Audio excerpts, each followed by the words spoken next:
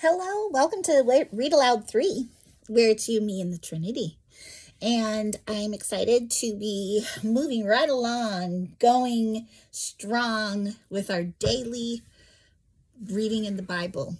One chapter at a time. We're in 2 Kings, and we're reading chapter 10 today.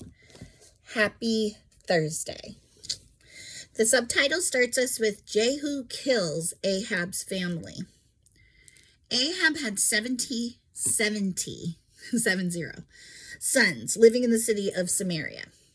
So Jehu wrote letters and sent them to Samaria, to the elders and officials of the city. Right away, there's a reference. And 10:1, as in some Greek manuscripts and Latin Vulgate. See also chapter 10, verse 6. Hebrew reads of Jezreel. So we're going to just put that in there. So it could say, and officials of the city of Jezreel, and to the guardians of King Ahab's sons. He said, the king's sons are with you, and you have at your disposal chariots, horses, a fortified city, and weapons. As soon as you receive this letter, select the best qualified of your master's sons to be your king, and prepare to fight for Ahab's dynasty. But they were paralyzed with fear and said, we've seen that 2 kings couldn't stand against this man. What can we do? So the palace and city administrators, who isn't standing against? Or who are they standing against? Jehu? I think so. Okay. Both of us have to read the last chapter, or if we don't remember who were the principal players and who they're referring back to, just do a little review there. So we're back now to verse 5. So the palace and city administrators, together with the elders and the guardians of the king's sons, sent this message to Jehu. Sometimes if I just keep reading, it answers my question. I'll learn. We are your servants and will do anything you tell us. We will not make anyone king. Do whatever you think is best. Verse 6, Jehu responded with a second letter. If you are on my side and are going to obey me, bring the heads of your master's sons to me at Jezreel by this time tomorrow. Wow. That's quite a signing on the dotted line, isn't it? Okay, now the 70 sons of the king were being cared for by the leaders of Samaria, where they had been raised since childhood. When the letter arrived, the leaders killed all 70 of the king's sons. I know, which king are they referring to? Because we have King Ahab, Ahab's sons. Okay.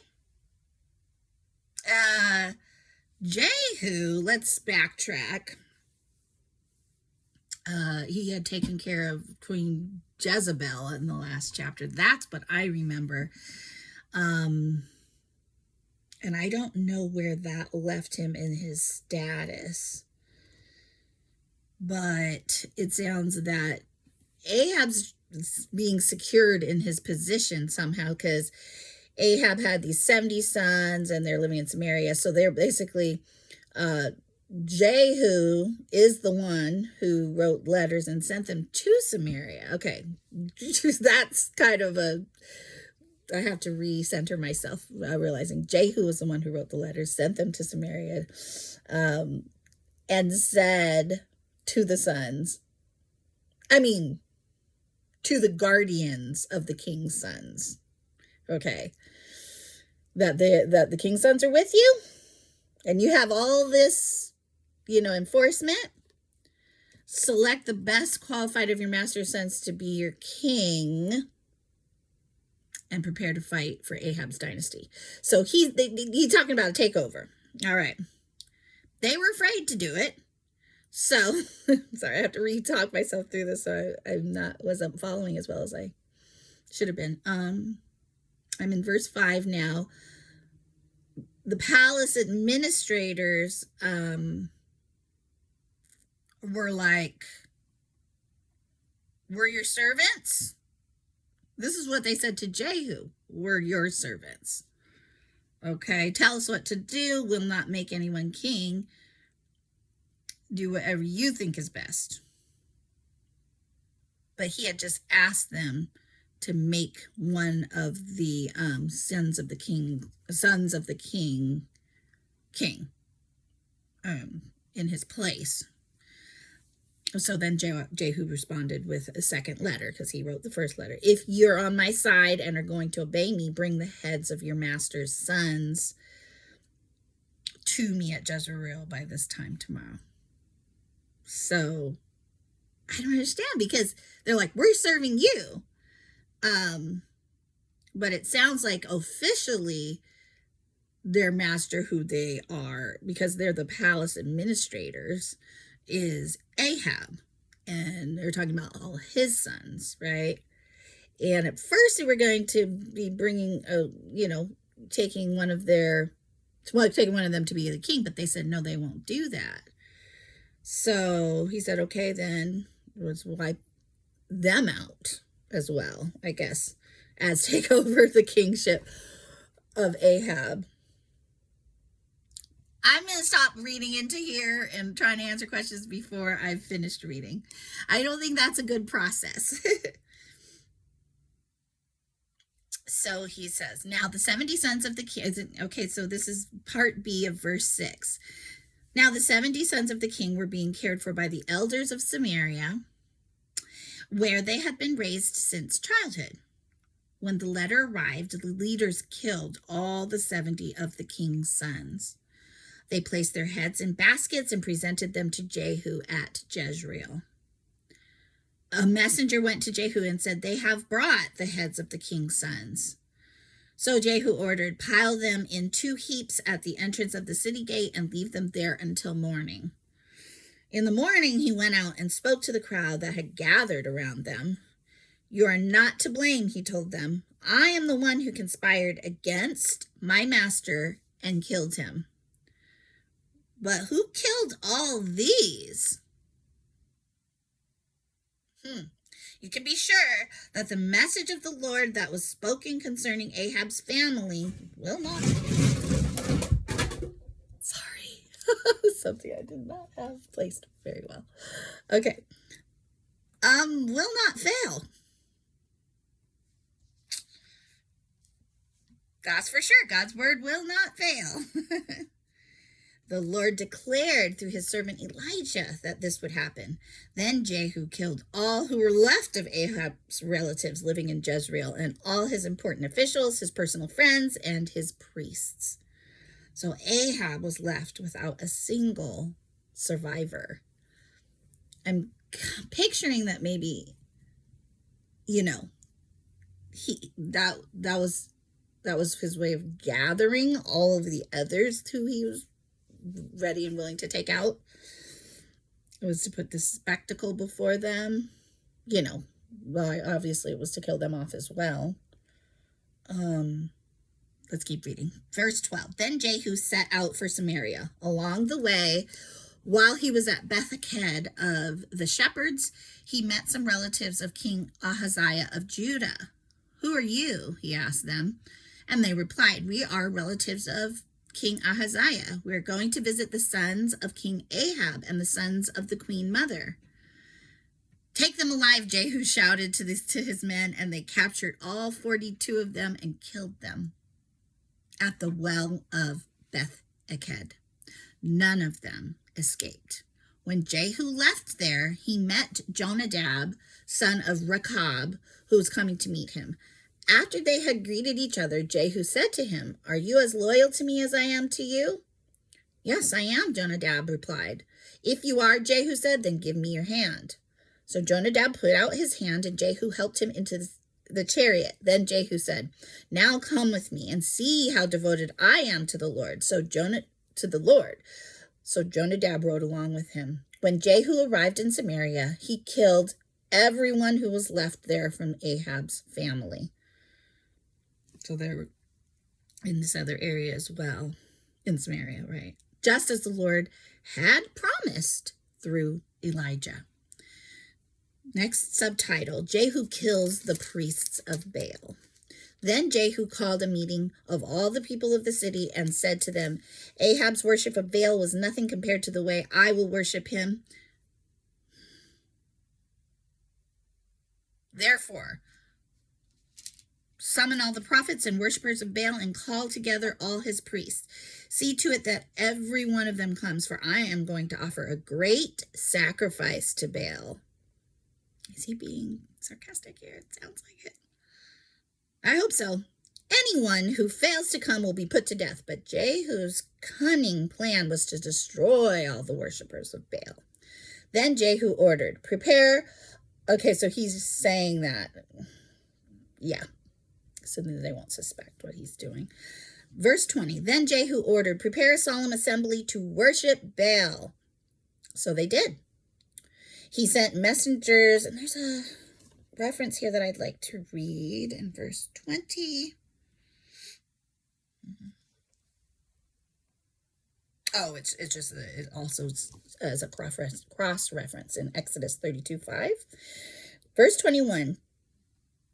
He sent messengers throughout all Israel, summoning those who worshipped Baal. They all came, not a single one remained behind, and they filled the temple of Baal from one end to the other. And Jehu instructed the keeper of the wardrobe, be sure that every worshiper of Baal wears one of these robes. So robes were given to them. Then Jehu went into the temple of Baal with Jonadab, son of Rechab. Jehu said to the worshippers of Baal, make sure no one who worships the Lord is here, only those who worship Baal. So they were all inside the temple to offer sacrifices and burnt offerings. Now Jehu had stationed 80 of his men outside the building and had warned them, if you let anyone escape, you will pay for it with your own life. As soon as Jehu had finished sacrificing the burnt offering, he commanded his guards and officers, go in and kill all of them. Don't let a single one escape. So they killed them all with their swords. And the guards and officers dragged their bodies outside. There's a reference in verse 25. Or they left their bodies lying there, or they threw them out into the outermost court. But either way, they disposed of them. And let's see. Then Jehu's men went into the innermost fortress. Here's another reference in the same verse or city of the temple of Baal. They dragged out the sacred pillar. And that is in Greek and Syriac versions. The Latin Vulgate, Hebrew reads sacred pillars, or plural, used in the worship of Baal, and burned it or them. They smashed the sacred pillar and wrecked the temple of Baal, converting it into a public toilet, as it remains to this day. Interesting. Verse 28. In this way, Jehu destroyed every trace of Baal worship from Israel. He did not, however, destroy the gold calves of Bethel and Dan, with which Jeroboam, son of Nebat, had caused Israel to sin. Remember? Verse 30. Nonetheless, the Lord said to Jehu, you have done well in following my instructions to destroy the family of Ahab. Therefore, your descendants will be kings of Israel down to the 4th generation. But Jehu did not obey the law of the Lord, the God of Israel, with all his heart. He refused to turn from the sins that Jeroboam had led Israel to commit. The next subtitle says the death of Jehu.